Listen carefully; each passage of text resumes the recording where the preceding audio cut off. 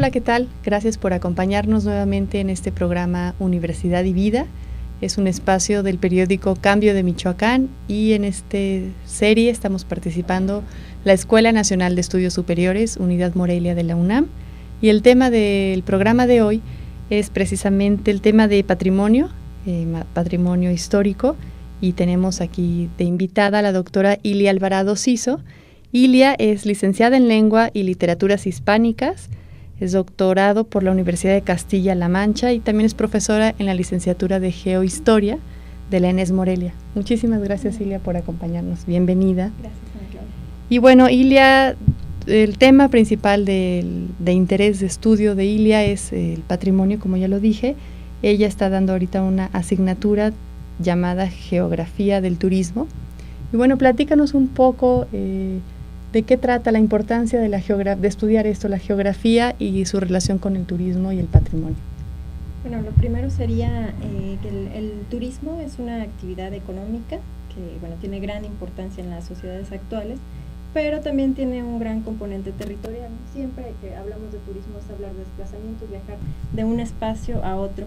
Y por lo general la principal motivación de los turistas es conocer un espacio distinto al de su residencia, ya sea por un interés meramente recreativo, visitar una playa, o por algún interés pudiera ser cultural, como es el caso de las ciudades históricas.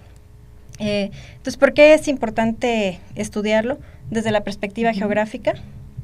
Para entender cómo son los procesos y cómo de alguna manera el turismo terminaría afectando no solamente el territorio, que pudiera ser un efecto, digamos, positivo en términos económicos, pero también puede acarrear consecuencias muy negativas en términos ecológicos, por ejemplo. Y bueno, desde la perspectiva que yo lo estudio sería los efectos en negativo hacia la sociedad. Uh-huh. Bueno, y este tema en particular en Morelia es muy importante porque Morelia desde el año 91 formamos parte de esta lista de patrimonio mundial, ¿no? De ciudades patrimonio. Platícanos un poquito de esta lista que existe por parte de la UNESCO del patrimonio. Bueno, la UNESCO tiene una lista representativa del patrimonio mundial. En términos coloquiales es lo que se conoce como ciudades patrimonio, ¿no? Lugares del patrimonio mundial o del patrimonio de la humanidad. ¿Esto de qué se trata? Bueno, es a principios de los 70, concretamente en el año de 1972, la UNESCO como organismo internacional decidió que había sitios en todos los países que por su valor histórico, cultural y artístico merecían ser protegidos y destacados y conocidos por toda la humanidad. Entonces se pensó en la manera de protegerlos de alguna forma que involucrara a toda la comunidad internacional. Lo que se hace entonces es crear la lista representativa del patrimonio mundial. Uh-huh. Ahí entran sitios que por sus valores, como decía antes, artísticos, culturales e históricos, son representativos del ingenio humano, del genio universal, y entonces son valiosos no solamente para la sociedad que los posee, sino también para la humanidad entera. Es decir, hemos de sentirnos orgullosos que como seres humanos hemos sido capaces de crear estas obras, ¿no? Y no involucran no solamente a un determinado país, sino a toda la humanidad. Y bueno, además de crear, de conservarlos, de preservarlos para muchas generaciones, ¿no? Como mencionaba, en el 91 Morelia se incorporó a esta lista, pero tengo entendido que desde 1984 México participa ya como país, ¿no? Sede de distintos sitios, y en el 2008 también se decretó la Reserva de Biosfera de Mariposa Monarca, y en el 2010 el Camino Real de Tierra Adentro también. Entonces, pues bueno, ¿no sabes cuántos sitios hay en México aproximadamente? 37, si no me equivoco, 27 son naturales, culturales y 5 naturales. Entre los culturales también está el campus central de Ciudad Universitaria. Por supuesto. De la UNAM. Sí. Y bueno, pasando a otra cosa, el turismo y el patrimonio, ¿cómo se relacionan? ¿Cuál es esta? Ya lo mencionaste un poco, pero platícanos un poco más de ello. Bueno, desde mi perspectiva hay una relación casi como un matrimonio de conveniencia entre el turismo y el patrimonio. ¿Por qué? Decíamos antes que la idea de tener una lista representativa del patrimonio mundial es que la gente conozca y valore estos sitios, ¿no? Y que de alguna manera el país que los posee se haga responsable de su cuidado, ¿no? Es decir, son herencias del pasado que tenemos ahora en custodia y es nuestra obligación transmitir a las futuras generaciones. Esa sería como la idea, ¿no? En teoría. Ahora, ¿qué pasa? cuando un sitio recibe la distinción como patrimonio mundial, inmediatamente las digamos, administraciones locales lo convierten en sitios de atractivos turísticos, ¿no? Entonces, esto me parece que de alguna manera termina comercializando el patrimonio porque se promocionan aspectos muy superficiales de la cultura local y de los valores históricos del sitio, y no se genera un conocimiento profundo del lugar, ni se preserva, ni se promueve tampoco los cuidados de los monumentos o de la historia de los sitios. Entonces le da más importancia a estrategias que atraigan al turismo más que el conocimiento profundo y la conservación de lugares que pueden tener cierto valor, ¿no? Exactamente, termina siendo sobre todo atractivo turístico antes que patrimonio. Me decías hace unos días de un término que hay en sociología que era como disneyficar. Sí, es un término del sociólogo Alan Birman. Es disneyficación, ¿no? Disneyficación de los espacios. ¿Esto qué quiere decir? Pues Disney es un parque temático, ¿no? Donde la gente va exactamente a ver un espectáculo.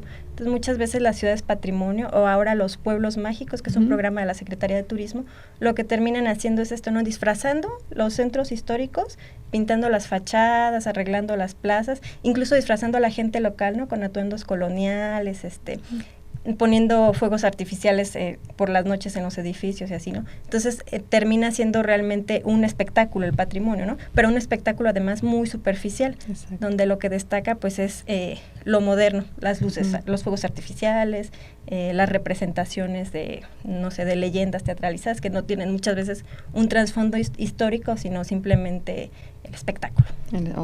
Sí, y bueno, esto supongo tiene ciertos connotaciones negativas para la población local, ¿no? Para los habitantes, se pierden algunas cosas y buscando ganar otras, ¿no?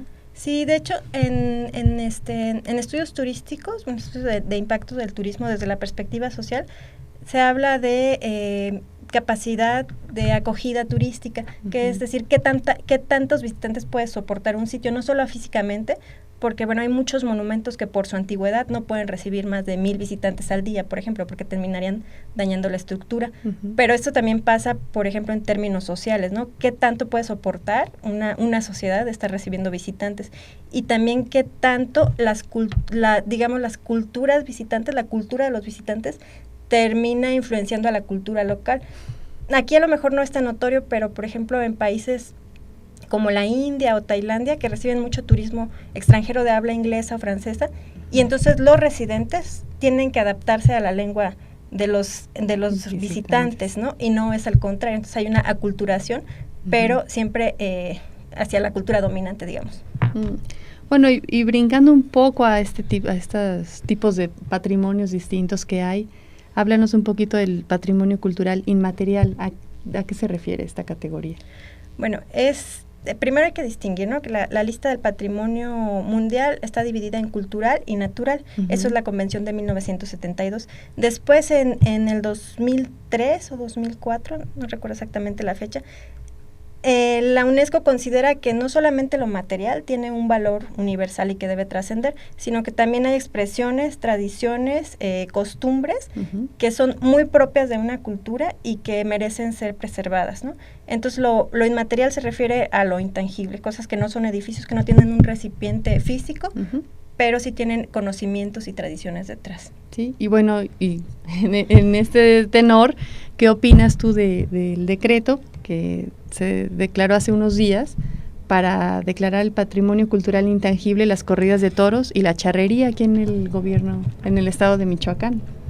Bueno, es un tema polémico, ¿no? Pero yo creo que desde una perspectiva muy simplista, en algunos países europeos, por ejemplo en España, se está ya prohibiendo las corridas de toros, ¿no? Sí. Y bueno, me parece que no debería tener el reconocimiento como patrimonio cultural, porque la idea es que representa valores universales. Entonces, lo que ocurre en las corridas de toros no me parece que sea un valor a destacar, ni que algo que debamos transmitir exactamente, esta cultura de violencia a las futuras generaciones. Sí, bueno, y eso, como tú dices, es un tema muy controversial y España es de los principales países que se manifiestan mucha oposición, pero bueno, resulta curioso que la charrería en Michoacán o las corridas de toros en Michoacán sean consideradas por algunos grupos como patrimonio cultural inmaterial. Sí, porque es cierto que es una tradición antigua, histórica, pero bueno, hay tradiciones igualmente antiguas, como la represión a las mujeres, y eso no quiere decir que haya necesidad de reconocerlas como patrimonio de ninguna manera. Exactamente. Bueno, y por último, ya para ir cerrando este programa, platícanos un poco de las prácticas que realizan los estudiantes de la licenciatura en Geohistoria con el patrimonio, con el Centro Histórico de Morelia. Bueno, la licenciatura en Geohistoria combina tanto los estudios del espacio como de la historia, ¿no? Que sería la mejor opción para abordar los temas de patrimonio, que a fin de cuentas es un espacio histórico. Entonces, por ejemplo, el semestre pasado llevamos una materia que fue Ciudad y Patrimonio, y en esta se trata de ver qué pasa con las ciudades patrimonio. Concretamos el caso de Morelia. Entonces, lo que hicimos con los alumnos fue un recorrido por todas las calles del Centro Histórico de Morelia, todos los lotes que están dentro del perímetro reconocido como zona de monumentos históricos, y hacer una evaluación del estado de conservación.